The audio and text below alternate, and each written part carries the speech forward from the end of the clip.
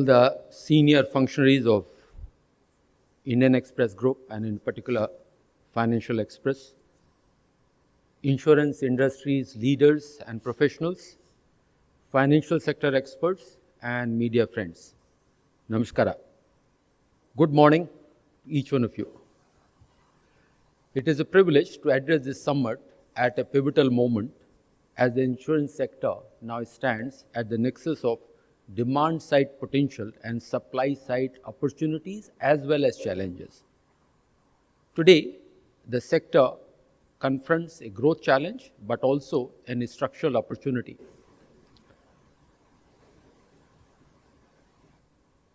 The main question is, how do we serve 140 crore plus of our people with fundamentally different profiles, financial capabilities, behavioral patterns and risk exposure?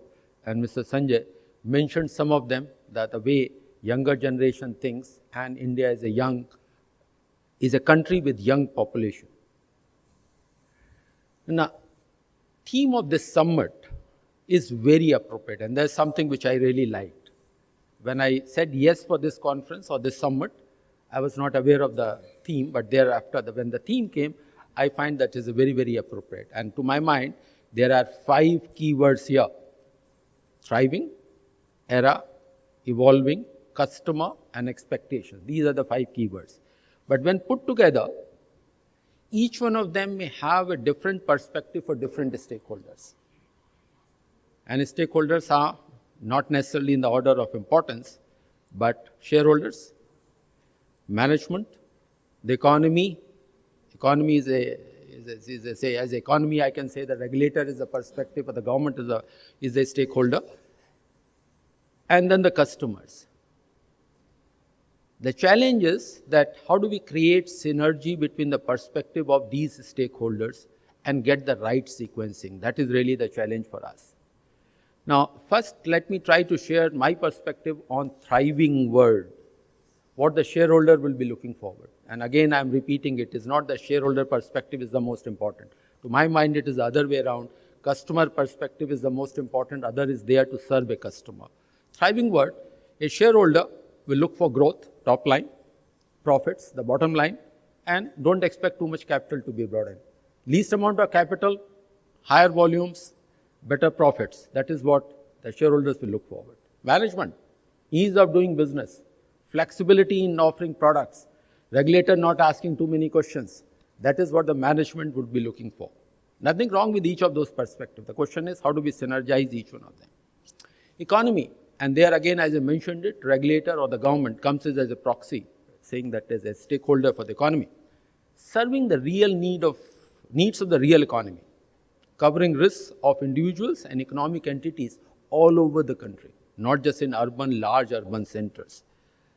Enhancing financial well-being, and there where the insurance sector comes, it goes beyond financial inclusion and looks at the financial well-being, giving that in case of risks also get covered, and contributing to inclusive development. The fourth and the most important is customers. I'll hold it for a moment because customers appear in these keywords somewhere later also, so I'll come to that aspect, and there are 5 expectations. Then we talk about the second keyword, era. India today is one of the fastest growing large economy. With a per capita income of 2.5 lakh rupees, I'm rounding up the numbers per annum, and adding about 25,000 rupees every year in nominal terms, which is not a small amount of money. If every household, even in real terms, is getting about 17,000 rupees.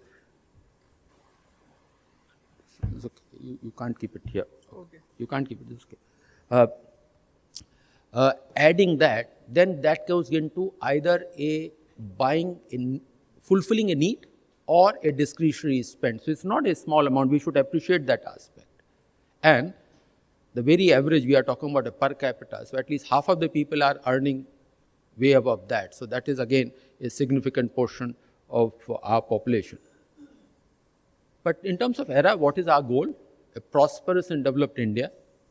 India at 2047, we are characterized by health, long life, opportunities and social justice for all. Sabka Vikas. But where is the competition? Of course, there's a competition with world at large. It is a tough world. And again, as India is positioning and aspiring and working towards a large developed country, in terms of the space available, economic space being available on this little planet called Earth is limited. So we have to compete with other countries as well. But we have competition with other financial sector players within the country itself. Banking, non-banking, capital markets. Apart from insurance, we are also providers of savings management. So that's a big piece in the life insurance business. And then, of course, dealing with other sectors which are the real sector people like health service providers. Their interest and our interest, meaning our interest is not they are being synergy with each other. Then competing with ourselves, established player, newer players, insurer space, distributor space, that how does kind of a synergy works it rather than everybody trying to maximize one returns. Third piece on this era perspective is digital India. Young India, and meaning that India with a young population and digital India.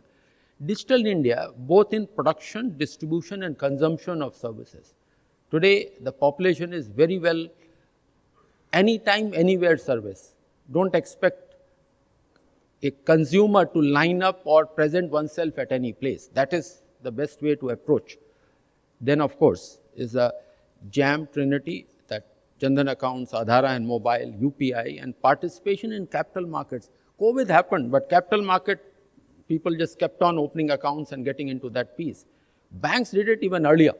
The moment Jandan accounts were opened and then opening of the accounts, several other players, you do not have to come to the bank branch from where we will open the accounts and you can start operating those parts. Then the third key piece, evolving. There are opportunities as well as challenges are evolving and they are shaping the expectations. But I'm not sure what the organizers had in mind. It is evolving customers or evolving expectations, or both of them are evolving. To my mind, both are evolving. Customers also are on one end, India is becoming younger for another decade, decade and a half, very large young population. At the same time, at the upper end is also becoming, more and more people are becoming aged. In a post-working age life is also adding up to this. The customers is also evolving. Their income levels are moving. So there's another set of evolution of customers as an economic individual to take a decision for this sector. And then, of course, their expectations are also evolving. Then when it comes to the customers, the fourth keyword, we are an aspirational society, aspirational country. And Honorable Prime Minister, when he addressed the nation on the day of India at 75 in August 2022 from the Red Fort, and I'll quote, "Today every corner of India, every section and strata of our society is brimming with aspirations. Every citizen wants speed. He wants progress. He is eager and excited to fulfill all dreams cherished in 75 years before his eyes. Everyone has to address this aspirational society and we cannot wait longer for their aspirations," unquote. So that is an aspirational India, that aspirational set of people whom we are addressing it. And that is not saying that only the government is serving them. This is how the industry and the market addresses them and approaches them as a consumers. Now I come to the part of expectations. What a customer looks forward to in expectations. Low premium, highest cover, high insurance cover. Third, instantaneous issuance of policy. Not give me the paper, I'll send the policy later. No, give me the policy right away. Hassle-free settlement of claims. And the fifth, competitive returns on savings. And that is a significant piece today, the life insurance part, which is about 2/3 of, today it is almost 75% of the total premium in the sector. And 90% of the life insurance business is nothing but a savings management. Rest 10% is on the risk part. That would be broad number if I have to put one number. But what is the current status, where we are? And while we get into some of the numbers, I'll say this sector has moved very strongly and achieved a lot. But Moving forward, there are opportunities as well as challenges. What is a growth? There's growing sector, but at a slow pace. In terms of new lives, even today, not more than 1/4 of the eligible insurable population has a coverage of one or the other. Number of policies in the last 6 to 7 years, new policies issued every year, have remained about 33 crores in a year. They have not moved up. Premium might have increased, but premium is not a reflection of growth of the sector in itself. Shareholder or the management may feel happy, but what that growth has been on a single digit, if you look at over a longer term. But in a developing economy, in a country with young population, to my mind, the growth has to be nominal growth of the economy plus 4 to 5 percentage points. And that to be sustained over next 2 decades. That's a kind of a number we should be looking for and working towards that kind of an aspiration and that kind of a outcomes to happen. Second piece, we have a high cost structure. And just to put 2 data points here,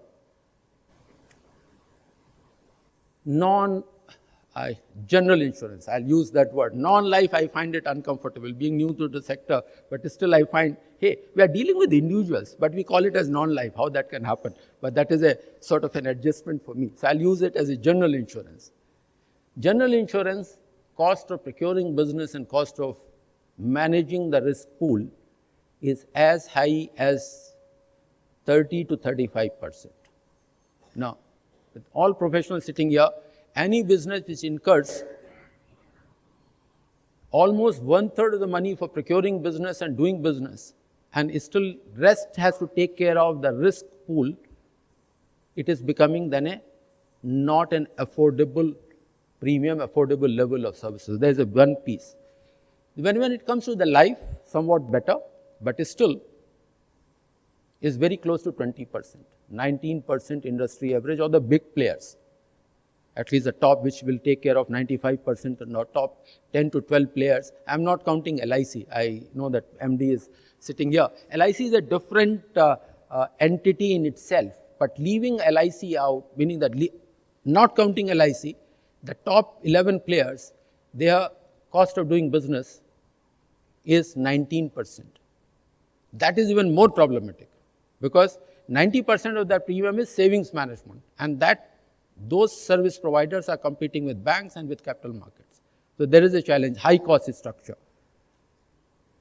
So as I mentioned, there's a competition with others.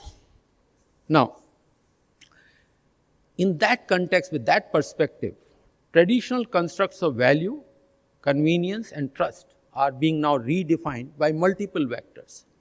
As I mentioned, consumer diversity, technology adoption, macroeconomic stability, which provides a comfort, but that should not put us into a complacency. And emergent regulatory paradigms. It's not just the insurance sector, how other sectors are evolving in terms of the regulatory approaches and taking the sector towards a more consumer centricity and more value for the customer. So it is again in the regulatory space also, we have to position ourselves in a manner that we facilitate competition with other sectors, and competition is good for the economy and why everybody looks for an inclusive development. The contemporary insurance customer, whether retail or institutional, now seeks enhanced transparency, and this sector has to travel a lot of ground when it comes to the transparency piece. Personalization and agile protection aligned with multifaceted digital first journeys. Traditionally, we have posed India's insurance sector from the perspective of the lens of penetration. Rather, we should look at it in terms of the reach and affordability. Penetration, which is a factor of premium versus GDP, that will follow as long as we have taken care of what drives that penetration. But there lies also another challenge, that India is a large market, is a unified market, but when it comes to the consumers, they are not uniform. There are at least 6-7 pieces, and the 6-7 different sets, if you can say that, we can put it together. First, I'll list some of them. Formal salaried class. Now that cohort represents sophisticated demand for insurance aligned with human capital protection and wealth accumulation. These customers exhibit high digital literacy, comparison-based purchasing behavior, and expectations for personalized products. Their constraints is not financial capacity, but product fit and information architecture. Second, the informal sector, including the gig economy. This cohort has largely operated outside formal insurance architecture. They require low-cost basic risk cover, whether for life or for health, income stabilization products, occupational accident protection, and disability coverage aligned to their episodic income volatility. Product experimentation is crucial in this space. Testing parametric income replacement mechanisms, occupational hazard bundling, and community pooled risk models. Mr. Sanjay mentioned that aspect is not linked with informal sectors, opt-in and opt-out, and we were having a discussion before joining in here. From customer centricity, that debate is very clear, that what option has to be there rather than a mandatory part has to be there. Third set of heterogeneity which brings in the class of people whom we are aspiring to serve is senior citizens and longevity finance. This cohort represents both a regulatory protection imperative and a genuine product innovation frontier. Fourth one, the emerging middle class. They can be the self-employed people, salaried, self-employed people and others. This expanding segment, which is expected to be around 40% of urban population in 2033, occupies an economic territory where traditional mass market product prove insufficiently tailored and premium pricing structure generate affordability constraints. Next one is the high net worth, and I also learning now being in the financial sector more closer to the ground, there is a category called ultra high net worth individuals. Now, their needs are entirely different. This segment operates in institutional domain requiring wholly different product architecture. I will not spend much time. All of you are there to understand their needs, and their needs gets understood the first. And the informal economy or those people are difficult to reach, and that is what the effort has to be. Then, very important and very significant, women entrepreneurs and MSME. Now, ownership of MSME, about 20% are owned by women. But a very large segment, especially in rural areas, self-help groups are largely women-driven. Now, that can be a good entry point into the rural economy to reach out to the women, as well as somewhat an semi-organized sector, at least semi for the purpose of certain economic activity they have come. They are still informal, but somehow a semi-organization has happened. So that's another sector. Then, of course, is a rural and semi-urban population at large. Our reach even today is on tier 1 cities, tier 2, 3 cities, rural area. Some of these schemes are doing very well. For example, PMJJBY or Suraksha Bima Yojana, or even I was surprised that even Postal Department has, which is not regulated as a government department, they have a rural PLI, Rural Postal Life Insurance, and they have about 65 lakh customers. Very regular. Year after year, they take is an endowment product. Simple one, and they claim, and on a first chance, it looks like to be that they are ascribing all costs, meeting all solvency, etc., competing with LIC in the same space and giving a better return there. Now, there's a lesson there that if the government department can do, private sector can do much better. So, there's another bit of heterogeneity coming up. Now, coming to product democratization and actuarial innovation, where the need comes in. Universal insurance coverage demands radical rethinking of what constitutes a viable insurance product. Our historical framework optimized around standardized sum assured products, annual premium cycles, and then we grapple with persistency. This is a key. There's a very oft used word in any insurance discussion. People's income vary. They may not have money for today's need. For them to say they will save and they will contribute for also an insurance cover becomes a difficult one. I'm not saying one should go for a single premium. That's not the way forward. But factoring in that people's income whom we want to expand our business to, they don't have a steady source of income. So that is something we have to factor in, what kind of a product we offer it to them. Idea is to keep them engaged with them, not leave them, but provide a flexibility how they can join again. Some of the possibilities there, modular coverage and disaggregated sum assured. In our eagerness to provide better and better cover, we keep on improving the cover, saying that at some point of time it becomes unaffordable for large masses. So it has to be, or other two, there can be several things. All of you are there to innovate a basic cover and then add on. One can opt for a basic cover, add on, one can say, okay, if I have more income, I'll add on. If I don't have sufficient income, I'll leave add on for that year. I'll just remain on a basic cover, provide that kind of flexibility to come in. Then, of course, is the longevity products and indexed coverages. As the life expectancy is increasing, we have to factor in that now people living up to late 70s, early 80s,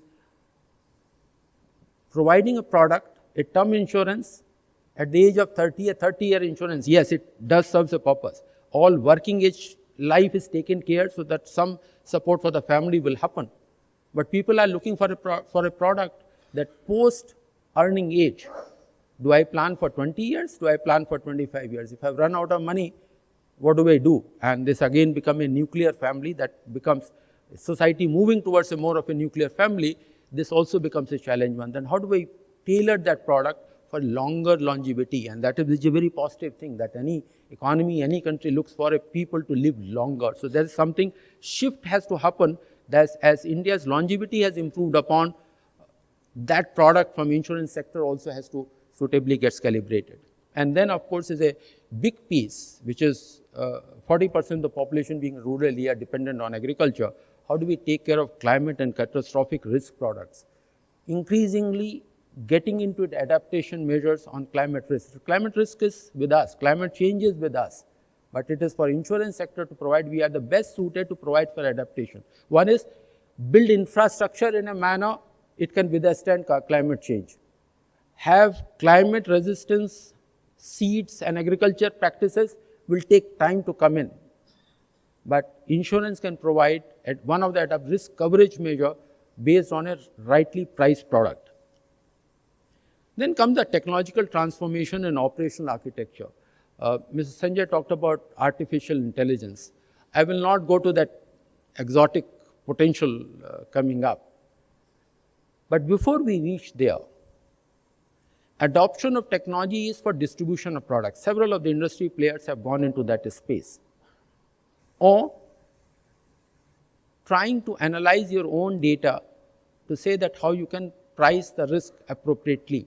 Or in some segment, limited segment, take the help of IIB and then try to say whether you can figure it. But otherwise, the database here, the industry-wide, the pool of data is not available for run any algorithm or to discern that which are the areas wherein the risk is emanating or the other risk has to be priced. So that is a one big missing piece before we come into that, whether we can use machine learning and artificial intelligence. First, building block. Just get into that part. India started with Adhara, built it. Use case was not known at that point of time. Use case came later on. Then in the last 11, 12 years, the use cases with support from the government, encouragement from the government, so many use cases have come and all of us are better off. The entire society is better off. So we'll have to build that kind of a foundational architecture. From the regulatory imperative, the customer centricity is the one which I'll suggest that we'll have to work very strongly on that aspect. And let me cover a few other areas as well. Today we need to work very strongly towards enhancing the trust levels in the sector. Value proposition for the customers comes in when they feel that, hey, I am giving this money for covering my risk.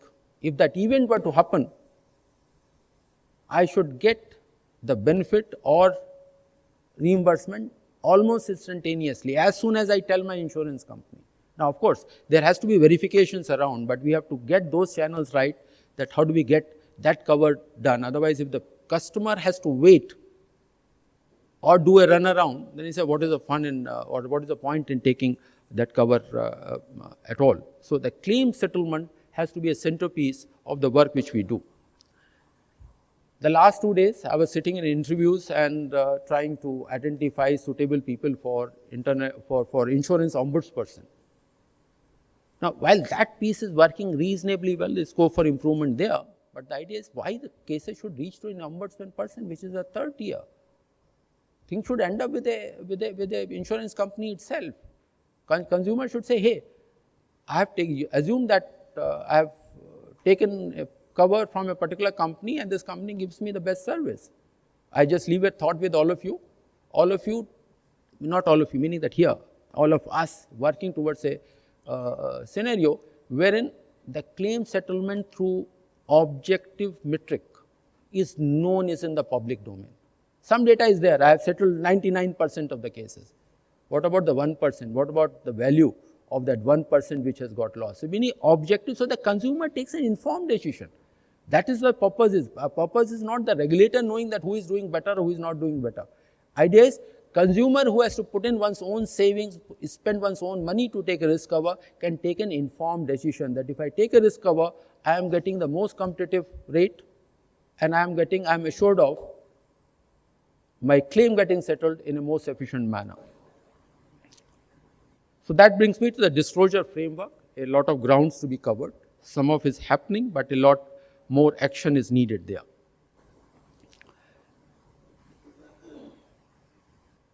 So in this context, I would like to propose 5 institutional priorities. And it's not saying that I'm talking about anything new. This has been there. I'm just trying to verbalize those thoughts. First, we operationalize customer centricity at all functions, whether it is product design, accommodating diverse customer profiles, claim settlement standards, enforcing timely resolution, grievance redressal, accessible across all customer segments. Even today, all customers, their access to a grievance redressal is not the uniform one happening. Just to say, how many of, and including IRDAI, making that information available in a regional language. Equally important, we just can't say that India, we can work in such a large country on English and Hindi and maybe one couple of other languages. Meaning that name the state and my product is available. We have to provide that kind of interface being available. Then financial literacy integration supporting informed decision making. Just to again mention, today this our industry collects a premium of about 12 lakh crore. Not, as I mentioned it, not all the risk, large part is the savings, but what is the total spend on financial awareness creation, advertisement, all put together is 4,000 crore. All industry put together. 4,000 versus 12 lakh. Now, in any other service industry, spend would have been a lot more. Of course, how to use that money is equally important. That we should not, it is not just putting, sorry for getting into this, putting on a print media or electronic media, etc. There are different ways of, effective ways of reaching it out there, and there, including in the authority, we have a lot more work to be done in that space. Second, so relating with this, to my mind, this bringing customer centricity will require significant reforms in the sector, both at the insurer level, distributor levels, and even at the authority level, that how do we interact with both the providers in the space to take the sector to high quality, moderate cost, strong value outcomes for customers, and positioning in the competitive economic space of long-term sustainability. And here, I can't resist but to recall C.K. Prahlad. It is not just reaching bottom of the pyramid. Even to look at moving from the top first quintile to second and the third quintile will require us to move towards very good quality service, but at an affordable cost. And I'm not saying that the fourth quintile has to be left behind. There is a different strategy is required, because for them to have enough surplus to buy an insurance cover can be even more challenging. The second, establishing innovation and technological governance. Expanded regulatory sandbox and principle-based framework enable market participants to experiment with product distribution models and service architecture. As I mentioned it, while we talk about the technology, but the building blocks of using the technology, we are yet to put in place. Banking sector has put it together. Capital markets have put it together. Insurance sector is a good digital public infrastructure and foundational infrastructure for technology use in insurance. We are making a beginning. We have to travel in that direction, and I expect to work with all the industry players to move in that direction. Third, improving corporate governance in the sector for realizing the gains of flexibility and accountability. And I would recall, it's not saying that it is a patchy, but when we compare ourselves to, say, banking sector corporate governance, way superior, and a lot of efforts have gone in, but and former chairman of SBI is with us, the kind of a corporate governance standards, board-driven self-regulation rather than a regulator-induced, regulator-imposed regulation kind of a thing. So we have to travel quite a bit of a ground on corporate governance. At no point of time I'm saying corporate governance is bad, yes, but in terms of a standard where consumer says, hey, this company, I don't have to bother about it. This company's product, whatever is written, I get the same thing. I don't get anything else. That is what it has to be. Otherwise, just to understand the product of a company, the life insurance, it's difficult to make it out, that what the product is really offering in terms of the returns. Fifth, advancing institutional maturation through international standards alignments, better use of accounting standards, and also optimum allocation of capital. And then we have a work to do from the authority side as well. Getting more capital is not the solution. Getting right amount of capital is the way forward. So for realizing the goal of insurance for all by 2047, we need to set intermediate milestones. It is easy to talk about 2047. What about this year? What about next year? What about 2030? What about next one decade? Because human mind, we can visualize the uncertainties of today and can say, we have a visibility for next 1 year. This is with 99% certainty. Move over to 2 years, it will become 95% certainty. That is how I keep on adjusting my strategies, my action plans. Each one of you have your business plans, but we can't be having a very long term unless we get into intermediate milestones. But our strategies and services must meet the customer expectations and economy's needs at all times. So again, I'm drawing upon this, that on this, not here, that it has gone for that theme, customers' expectations. That is the key word where we have to do. Thriving part, not from the shareholders' perspective. If the customer's expectations are met, shareholders' expectations will also be met, unless shareholder is looking for next quarter results or next 1 year return or looking for an exit. That is a different set. But if you're looking for, here's an industry which works on a patient capital, if that kind of investor is there, he will say, customer is happy, my shareholder will also get happy. So insurance sector has a potential to contribute substantially to India's development trajectory through fundamental risk mitigation, enabling millions to invest in human capital, productive assets, and family security with reduced catastrophic downside exposure.